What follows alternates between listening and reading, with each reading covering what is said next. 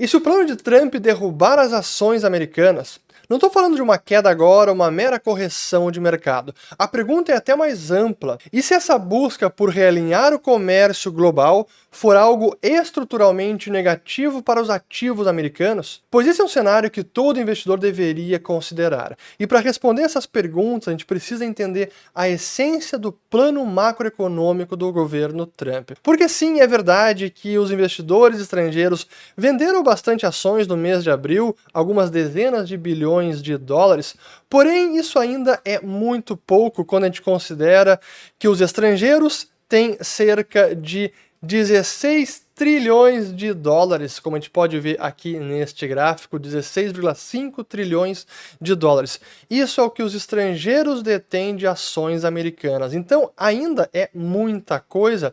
E eu não estou falando apenas de alguns dias de venda, não.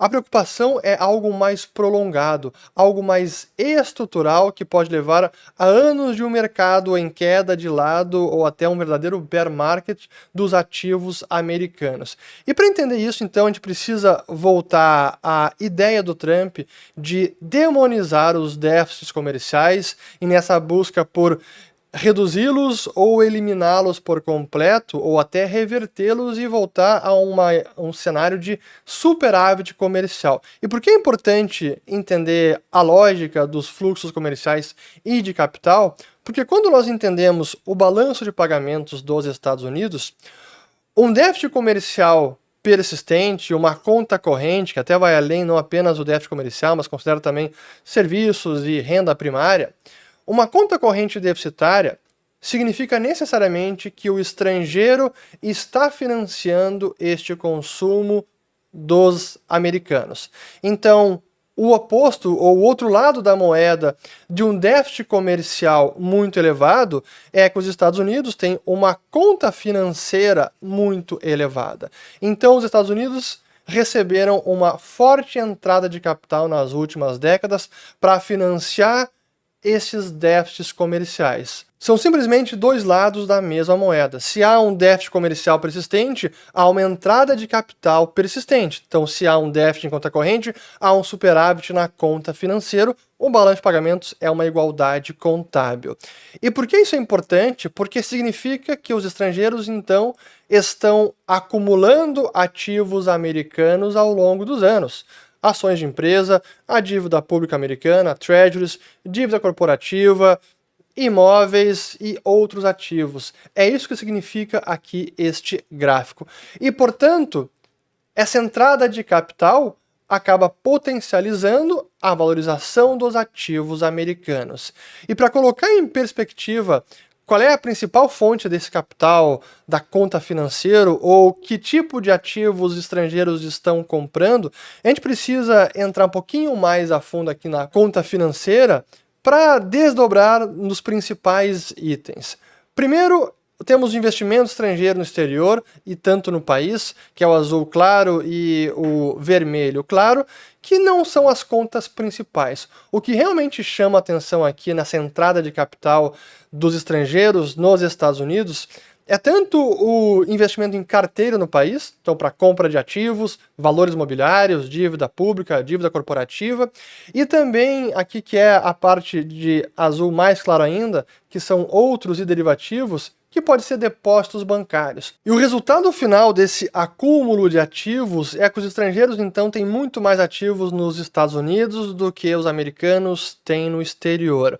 O que nos leva à famosa posição de investimento internacional líquida, que considera tudo que os residentes têm de ativos no exterior, menos o que os estrangeiros têm de ativos no país. E que no caso dos Estados Unidos, esse número que já era assombroso, chegou no final do ano passado a 26 trilhões de dólares negativo. 26. É surreal. Nós mostramos ali apenas de ações, são mais de 16 trilhões de dólares, de dívida também é mais de 16, então é mais de 30 trilhões apenas de ativos mobiliários, que são títulos que são negociados em bolsa. Mas o total é 26 trilhões negativo, a posição de investimento nacional líquida dos Estados Unidos, ou o que equivale a mais de 88% do PIB americano. Absolutamente surreal. E essa talvez seja a principal estatística que evidencie esse desequilíbrio no sistema econômico, de comércio e monetário global. E essa é uma das coisas que o Scott Bessent e o Trump querem corrigir. Então o estrangeiro envia dinheiro para os Estados Unidos, e que é o fluxo inverso do déficit comercial, para comprar ações americanas, dívida corporativa e dívida pública, além de outros ativos. E é isso que aconteceu ao longo dessas últimas décadas. E para se ter também uma noção de o quanto que isso significa em proporção ao mercado americano total, vejamos aqui o valor total das ações dos Estados Unidos, que chegou no último dado divulgado, que foi final de 2024, 93 trilhões de dólares, aqui é valor de mercado. E quanto que os estrangeiros detêm deste total? Chegou a quase 18%, então quase um quinto agora em 2024. E como a gente pode ver neste gráfico, os estrangeiros têm tido uma participação cada vez maior. Portanto, eles têm mais ativos americanos, a participação do estrangeiro no mercado americano aumentou nessas últimas décadas.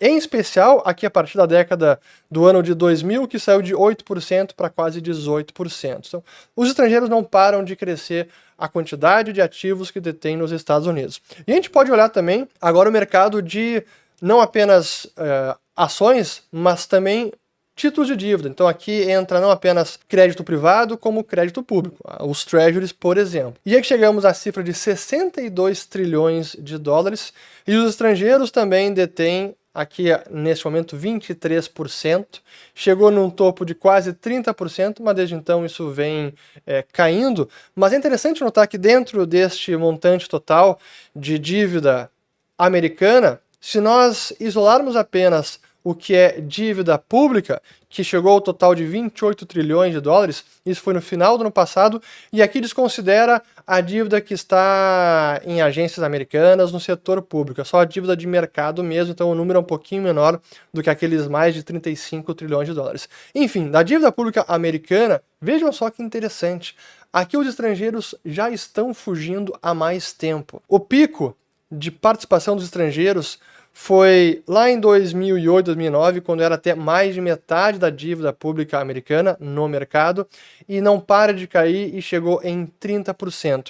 Então os estrangeiros já estão se desfazendo em grande parte da dívida pública americana ou financiando menos, a proporção dos estrangeiros agora é menor.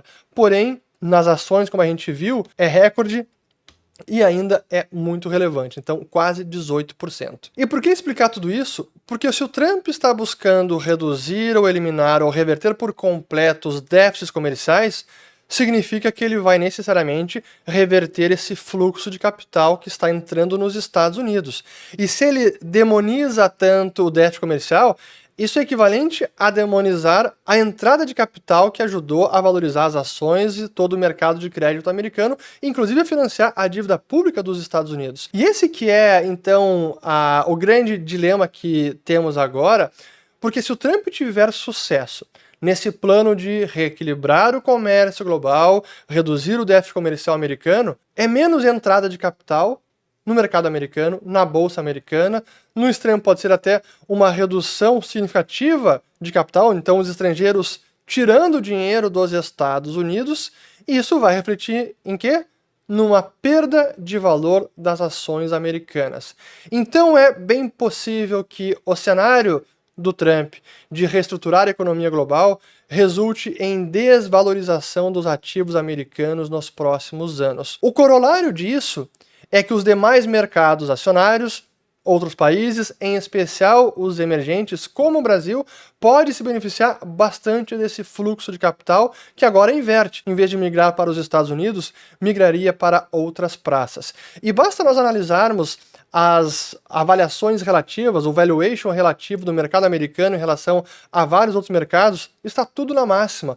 Corrobora com esses gráficos que eu mostrei, em que o valor de mercado das ações americanas, que já está mais de 70% do market cap total, o valor de mercado das ações globais, estamos no pico disso tudo. Então, o natural ou mais provável, até agora por conta do plano do Trump, ou seja, isso pode ser o grande catalisador, é que daqui para frente, olhando pelos próximos anos, 5, 10 anos, seja um mercado talvez lateralizando ou até em queda das ações americanas, enquanto os demais mercados se beneficiam. E é isso que resulta também de um dólar mais fraco, que é um dos pilares do plano econômico do Trump.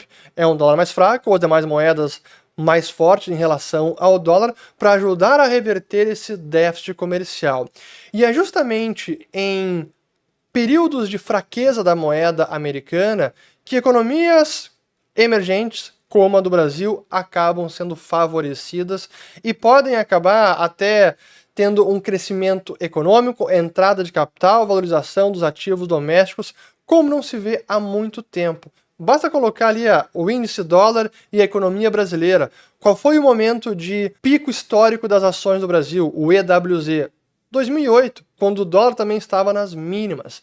Então, o momento de fraqueza da moeda americana é um momento positivo para os demais países, em especial para os emergentes. Então, a ironia deste plano do Trump é que, se ele der certo, os ativos americanos podem sofrer e os ativos emergentes dos demais países podem ser beneficiados. Então veremos o que vai acontecer, mas é importante que os investidores entendam o cenário que está se desenhando e o que pode acontecer no caso de sucesso do plano de Trump, de causar um reset econômico no mundo inteiro. Espero ter gostado desse vídeo, compartilhem, se inscrevam no canal, ativem o sininho, assistam aos demais também, que agora já é até uma série, tantos vídeos que fizemos sobre o plano econômico do Trump, as consequências, a guerra tarifária, as ferramentas, essa batalha geopolítica. Vale a pena vocês maratonarem aqui o canal, mas mais ainda, acessarem o nosso Follow the Money, nosso aplicativo definitivo com o melhor conteúdo de finanças, economia e investimentos. Siga o dinheiro, código QR em algum lugar da tela ou então link na descrição do vídeo, inclusive porque já disponibilizamos o novo documentário sobre o futuro do dólar, uma investigação a fundo sobre a crise da dívida pública americana. Tá bacana demais, então acessem e vejo vocês por lá. Até o próximo vídeo, valeu, obrigado!